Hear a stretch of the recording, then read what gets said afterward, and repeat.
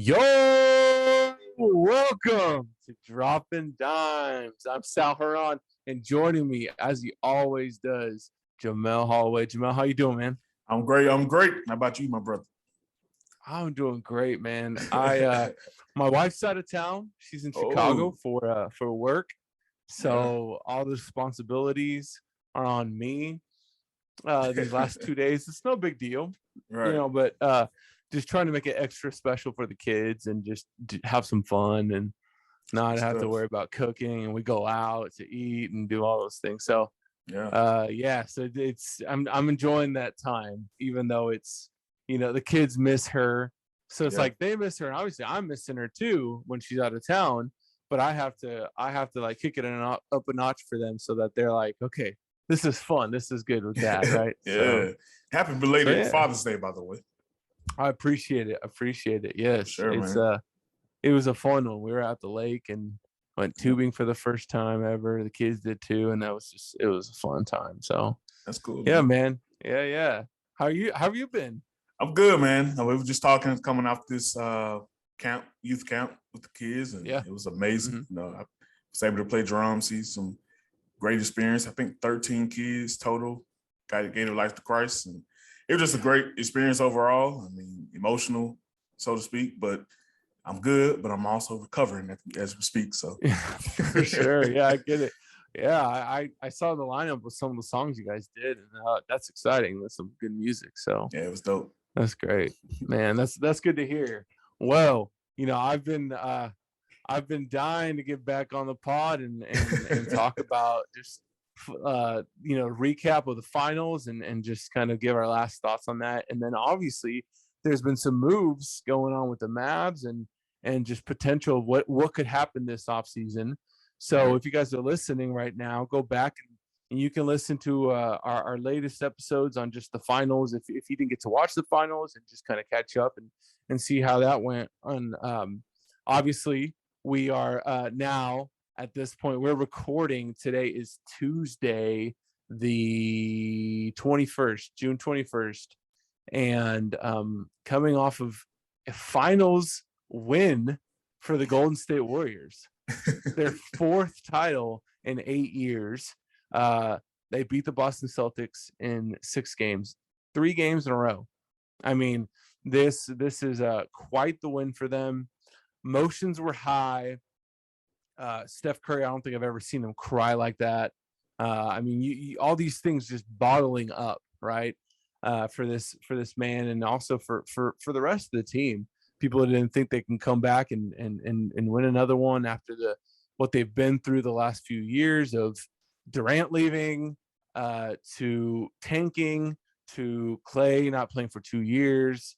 Uh, Steph Curry going through his own injuries here and there, and all this stuff, all the diversity they've had to go through, or adversity, I should say, adversity that they've gone through, to make it to the finals and beat Boston in 6 games. It's incredible. It's pretty cool to see, and I didn't think it was going to happen in 6. My prediction was in 7, and it happened. It happened. It was I think Boston hit that point in Game 6 where they're like, oh shit, what's and it was the classic just flood that the Golden State Warriors can give you, and you felt the experience. You felt that they were like, you know what, we're gonna close this out. We want to win this, and they backed up. They backed up the way they going into the season and even into the postseason. They backed up their promise of like we're out to win this. We're gonna do it. Yeah. Yeah. And it was pretty cool to watch. It was pretty cool to see. Give me your thoughts. Yeah. Congratulations to the Golden State Warriors. I definitely have to say I was wrong. I was wrong with my prediction.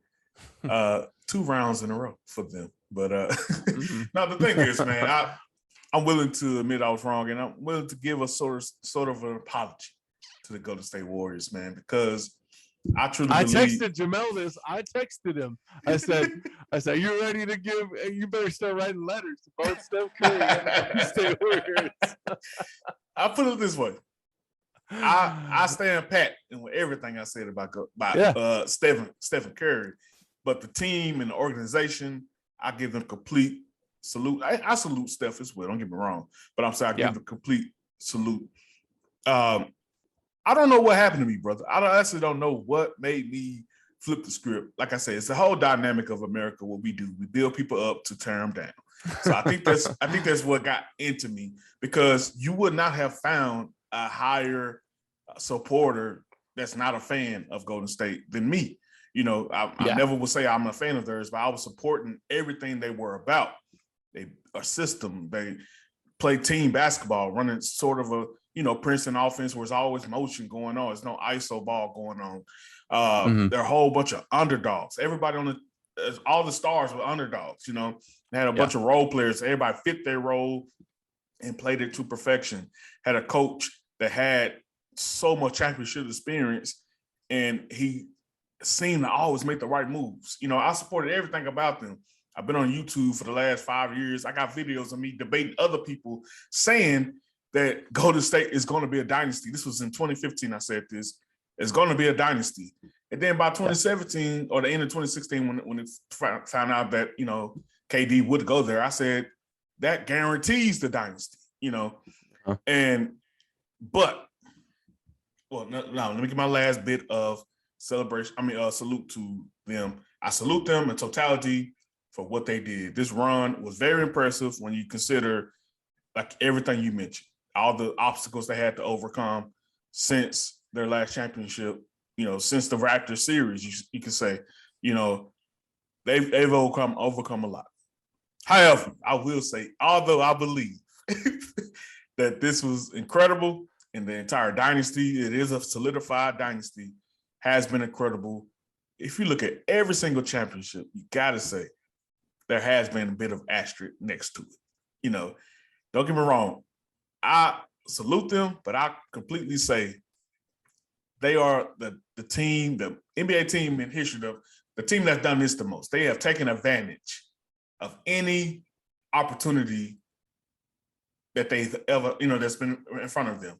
Don't get me wrong. Every champion has a history of, you look at their championship run, there was some kind of luck involved with that run. Last year, both teams, you could argue, got lucky. Exactly. Had something come up where they took advantage of it. Right. So luck and fortune is part of winning the championship. We know this.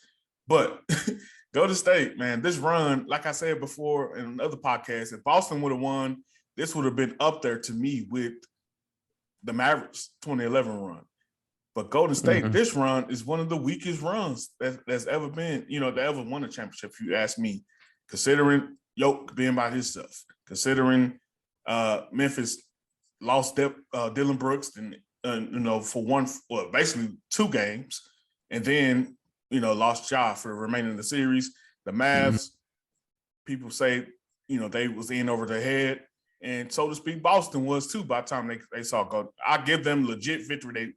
They kicked Boston ass. The last 3 games for sure. They took advantage of it. But it just, to me, I love it. I salute them. I really appreciate the way they do it. I do not hate Steph Curry. Like, this dude is, I'm back to viewing him as the humble guy he is.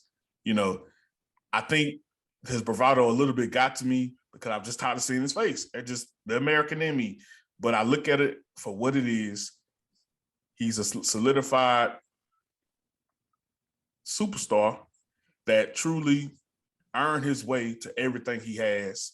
And he's the biggest piece in the puzzle of the Golden State Warriors, as opposed to other champions or other top 10 guys being the piece or being, what they try to make KD to be, which is what Charles Barkley said, KD needs to be the man or whatever the case may be. I think Steph has the heart of a champion. He has a lion inside of him.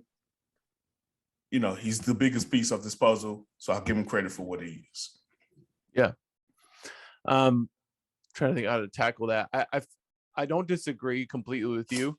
My only, I guess, my response to the the run being one of the weakest runs. I agree with that round, the first 3 rounds. I wouldn't say it's the weakest. I think you could argue that, other years, '07 Cavs, or and there's other years that I think have been weaker.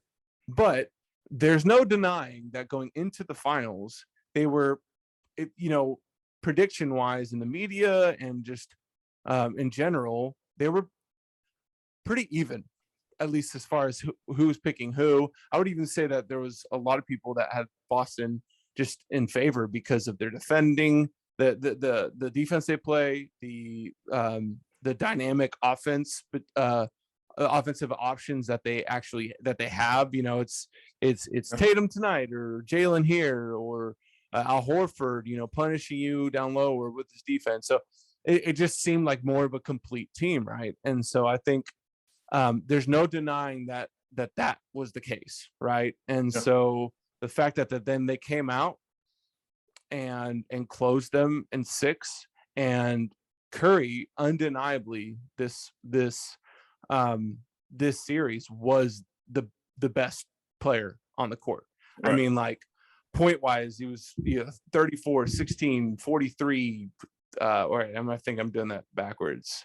Yeah, no, I'm doing that backwards. So 34, 29, 31, 43, 16 had a stinker, and 34. I mean, the dude was just at another level, and there's no denying that happened, right? Yeah. Getting to the finals, and then it was more even. And so I think that's where, for me, I mean, like, he proved that he, in the history of the NBA, has been the exception, along with guys like Isaiah Thomas, who, when it matters, they closed it out, and has solidified for him, at least. I don't know if still I can say that he's in a top 10, but the conversation of, like, inching his way, Yeah. And I had a conversation. Oh, go ahead, sorry, bro. hold on. One more thing. Yeah, your turn. I had a conversation last night with somebody about it, because I was like getting ready for this pod and thinking, man, I'm going to show up and I'm going to get here and be like, you know what, Jamelle, he is top 10. He is top 10. And some people have said it.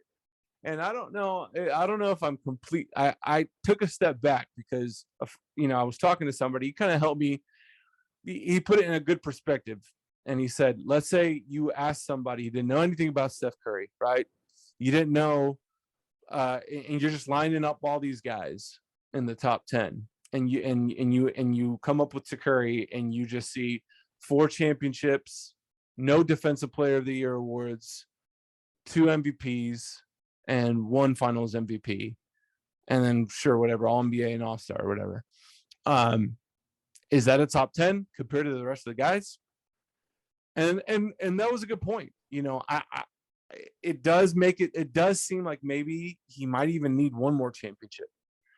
But at the same time, I thought, I don't know, where I still feel like torn on this is you have guys like Hakeem Olajuwon, who was a lockdown defender, rebounder, of course, 2 titles, no MVPs, right? Yeah. He you could say he contributed to the game, but you wouldn't say that, Hakeem Olajuwon changed the game and was a revolutionary player in that way. I would say that's Steph Curry's strongest argument to inching his way with the greats in the top 10, is all the things he's done, as well as the whole thing of, like, you see kids jacking up threes, and you see little kids coming up, and even players now like Trae Young, who have such attention because of guys like Curry, and guys are like, the small, being like the small guys champion kind of thing, all those things that I think can make the case for him. I don't know if I can say that for sure, because I write down the top 10 and it's like, oof, man, I don't know, but I think he inched his way even more with this title being over, and getting that Finals MVP. Absolutely. I mean, at the end of the day, it's more than one way to skin a cat, and the guy's getting the job done. And I understand the conversations we have about top 10, but it needs to be separated. If you ask me, you got the most skilled, the most talented players ever, and then you have the player that has the most accolades ever. You know, Yeah. and I think that's the conversation you whoever you spoke to was pretty much having. I mean, when you look at it, this guy is maximizing everything. Mm-hmm. Like he changed the game out of necessity. You know, like that's his greatest asset to the game of basketball. And he's changed the game out of necessity. You mentioned Hakeem Olajuwon. You know, he didn't change the game, but he was the best at what he did, you know, as far as being a low post assassin, you know, and being one of the best shot blockers of all time, you know. So, I mean, this conversation led the worst team, the worst finals team to you know, how do I say this? He's the team with the worst record that has won the finals. He led that team to win it all. I mean, that's I think that's a huge accomplishment right there. Yeah. I mean, you could say also like Jordan's gone and he took advantage of that too. Yeah. And that's just another example of championship teams that taking advantage of the moment. But exactly. Yeah. I mean, at that time, Jordan was what, you know, KD with Golden State it was to the NBA. You know, it was like a cheat code. Like nobody was going to beat him. So yeah, he took advantage of it, which is awesome. So I just think, all in all, man, you gotta give Steph his due for, you know, for everything he's did. I know what I've been saying about him being 6'3" and everything, but at the end of the day, it's more than one way to skin a cat. This guy, to me, is taking advantage of everything in front of him. 6 finals appearances, 4 championships. And the way I talk about the asterisks for the ones they won, you could talk about the asterisks for the ones that they lost. You know, if KD didn't get hurt against Toronto, Clay didn't get hurt against Toronto. Yeah, forget KD. If Clay didn't get hurt, you know, they would have won that one. And then with Draymond being suspended, Curry was hurt that series. What's his name? Lee. What's the power forward from? He was big guy. Big guy. David Lee. Not David Lee. My bad. That's what I was talking about. But Bogut is actually who was hurt that series. So you know, and LeBron took advantage that year. So I'm saying you have to give this man credit. And I think Shannon Sharp talking about yesterday his top 10, and he had 10. I mean, he had Shaq at 10, and he took Shaq out to put stuff in. And the reason he did, and I think is a valid point, is because Shaq did not take advantage of everything he had in front of him. You know, Shaq was lazy. Last 4 minutes it was hard for him. Yeah, it was hard for him to give him it was hard to rely on him in the last 4 minutes to take the ball and make a play and finish it. Kobe was the closer. No, you good. Kobe was the closer, and D Wade was definitely the closer in Miami. But I'm saying, and then you think about his injury history, his coming in and out of shape. I mean, out of shape. He didn't do any work in the summertime. Only, you know what I'm saying, worked out. I mean, he used the season to get in shape, kind of like what James Harden does now. So it's that type of stuff. When you nitpicking to create your top 10, you look at stuff like that. So, you know, for me, I can't say Steph is in my top 10 yet, but I definitely I don't know if it's anything he could do. Because if it for anybody else out there, like you just say, he may need to win one more. If you're not convinced by now, well, how would that convince you? You know, unless they do another three-peat. Yeah, but winning more always helps. It's never gonna.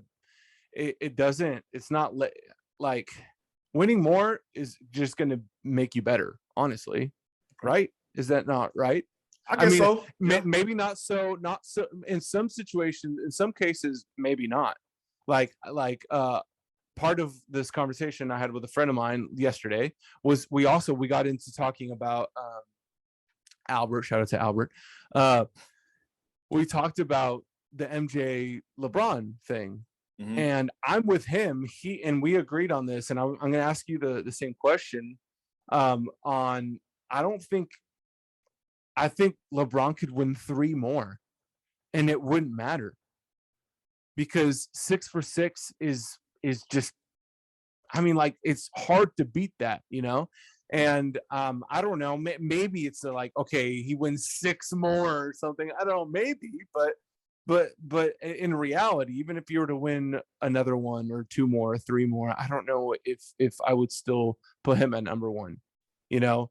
And sorry, so that's a case where I think winning doesn't matter. It won't change that.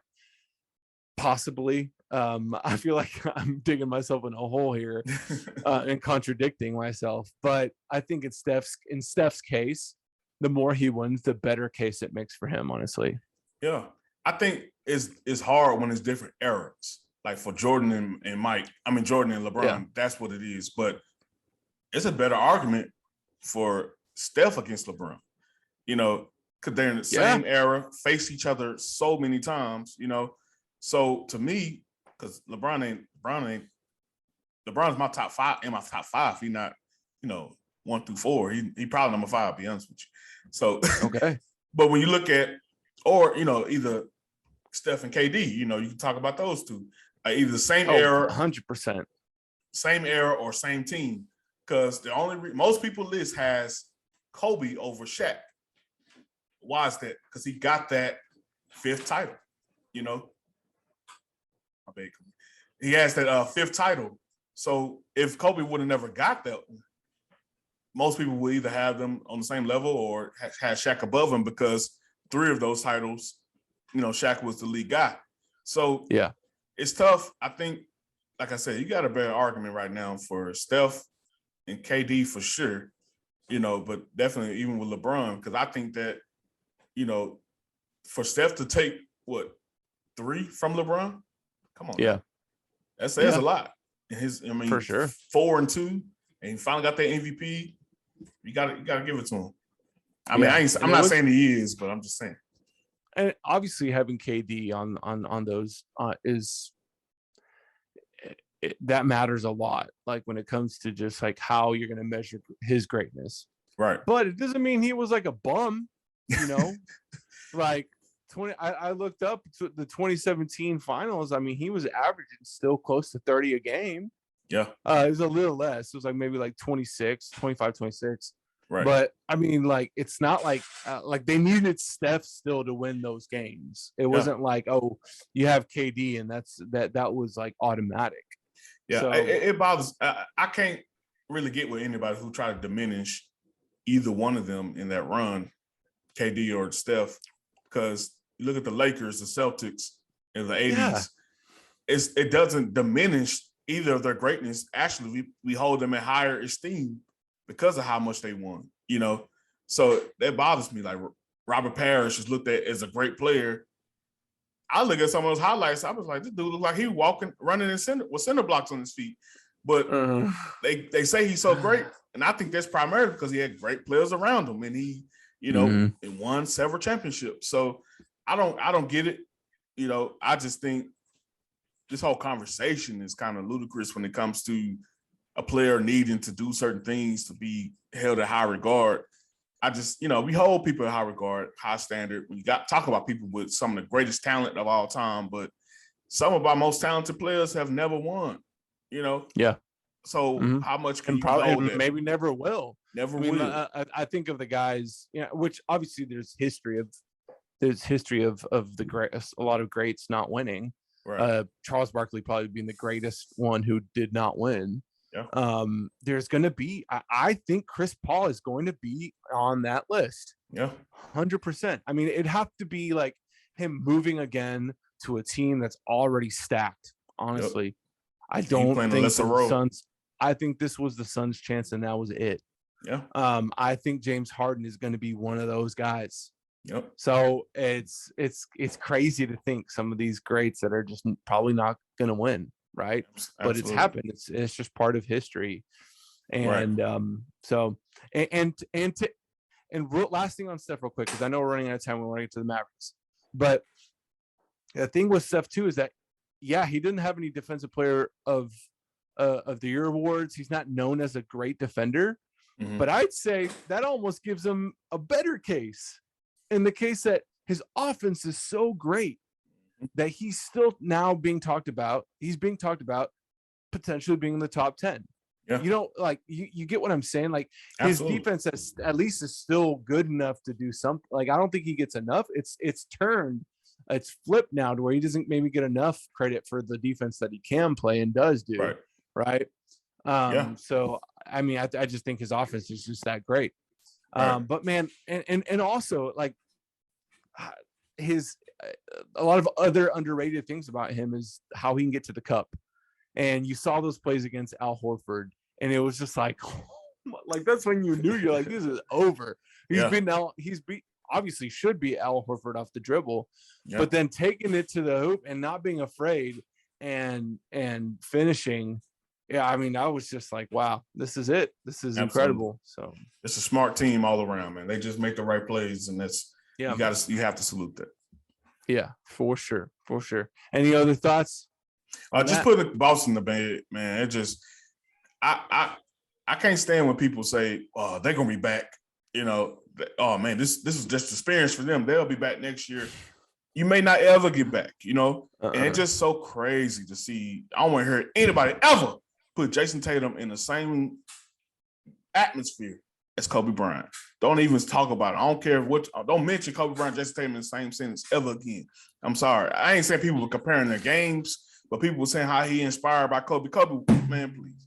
Kobe would slap the mess out of him for what he did. It just, I've never seen somebody crumble in the moment so bad, man. It just looked bad. Like he just almost like he forgot how to play almost, bro. It was so crazy. But to put them to bed, honestly, the East is going to be so much tougher next year. I don't see them getting back. I'm gonna be honest with you. Like they had a lot of things go their way as well. Although the runs was impressive, they still had a lot of things go their way, namely with Middleton being out. So he is 24 though. He's 24. 6 years in the NBA though, man. Jaylen Brown's 25. They have a lot of experience. They've gotten to this point.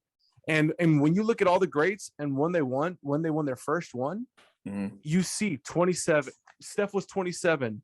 KD was 27 or 27, 28. Same with LeBron. MJ was 28 when he won his first one. Like that, there is something to say there. Now, I don't fully disagree with you because I don't really. There are problems with this Celtics team that, like it's reasonable to question whether Jason Tatum is that guy. And I've been saying it all along. Like I don't know. He's so inconsistent, and he doesn't have a Mamba mentality. I don't see that at all. I see like a kid that just is going out and hooping, and is just going to be inconsistent and doesn't. He looks intimidated at times. Level. Yeah, exactly. So, I wish both teams the best. They're not my team, so I wish them both the best. Unless they're facing the Mavericks, which we're going to get to. We have a little bit of time left to get to the Mavericks. I want to talk just the first thing I want to tackle is the Christian Wood news. So the Mavericks traded essentially the 26th pick in the first round with what did I say? My friend said a bag of Skittles and a Sprite. Yeah. Which one's the Skittles and which one's the Sprite? I don't know. Sadly, we see the fan favorite in Boban leaving. I hope that's not a big deal for Luka. Yeah. But honestly, I mean, it was Boban, Marquise Chris. Is it Marquise Chris? Right? Yep. Yeah, Marquise Chris. Help me out here. Sterling Brown and Trey Burke. Trey Burke. Yes, there we go. And the 26th pick in the first round of for Christian Wood, who honestly, dude, I don't want to like get overexcited, but I'm actually pretty excited. You know, this guy averaged this last season 17 points a game, 10 rebounds a game, 2 assists a game. And yes, he's primarily an offensive player, but I'm hopeful for Jason Kidd taking this guy and just picking him apart. And I think we're going to see the best version of Christian Wood. He went to the Rockets expecting to play with James Harden, right? Rolling for James Harden, getting things done on the offensive end, and then we all know how that happened, how that blew up. Yeah. And this guy, I mean, like, he's the kind of guy, like, he might the crazy thing about it is, like, at worst, he's the expectation is for him to be at least as good as a 26 pick in the first round would be. Yeah. And I think that's doable. I think he already is that kind of Absolutely. guy. Absolutely. And I know you have thoughts, but I'm just excited to, at least for the potential of this to be what we did not get from KP, Yeah. And he can shoot the ball. I started watching his highlights and I was like, let's go. Okay, Christian Wood. Tell me, what do you think? Yeah, man, I'm right on par with you. And I did the same, looking at highlights. I got so excited. I didn't really watch a lot of Houston games other than the ones we played them. But he always stood out even against us, But you mentioned KP there, and I'm really hoping that one similarity or one thing that KP brought is not what we've had to face, which is the chemistry issue. Reports are, he had a lot of run-ins with a lot of the players and the coaches and with the Rockets. And I'm really hoping that doesn't come here. The Mavericks traditionally have a great atmosphere, great chemistry, team chemistry, only a few standouts that it didn't work out with. But yeah. I'm really hoping that this can work out. But we really have minimal risk involved with this because he's on an expiring contract. So he has the motivation to, play well, to get paid. Get paid, yeah. So, but if it don't work out, cut bait, give you move all those roster pieces so you have more space to, sign Brunson this year and, do some things going in the future. So I'm looking forward to everything. I think it was an incredible move by Harrison, the GM for the Mavs. And I just love it. I love it for Luka. I love what he can do. And I agree with you totally about what Jason Kidd and his coaching staff can bring out of him defensively. So I love it all together. Yeah, no, for sure. And I think there are other things to address for this team. But I think this was the biggest thing to address, right. A presence in the paint, right? And not rely so heavily on the small ball, right? Yeah. Absolutely. And I think this is a great move. And like you said, we didn't have to give up anything that we really didn't want to give up. Yeah. And so I'm looking forward to just what it's going to look like. And I think Luka makes guys better. He has the potential to make guys better. We've seen it, right? Right. And this is just another project, I think, for him. So again, I'm looking forward to hopefully more moves this offseason for the Mavericks. And I know you are too. And it's exciting. I mean, this is when you start to get pumped again. I know there's going to be a lull, right? And and I'm looking forward to talking more about this and just getting pumped. Obviously, just starting over. I know there's going to be other things too. Obviously with football is going to come and we have other things to kind of keep our time or keep us occupied, right? But of course with me, I'm such a basketball guy. I'm like, okay, like here we go. So but anyways, look, come on October. So thanks guys for listening. It's always fun to just sit down with you, Jamelle, and just talk hoops. I'm looking forward to what's to come. And it was great season, awesome end. And guys, don't sleep on us. Yeah, we're coming back. We're coming in strong whenever all the off-season stuff starts. So thanks again for listening. And we're gonna keep dropping them dimes. Sir. See you guys. All right, brother. Great job, man. I'll get it right over to you in a little bit. Dude, awesome. Sorry we couldn't get to that. I wanted to talk about. No, it's all good. But we'll talk about it. So because I don't know what I think about getting rid of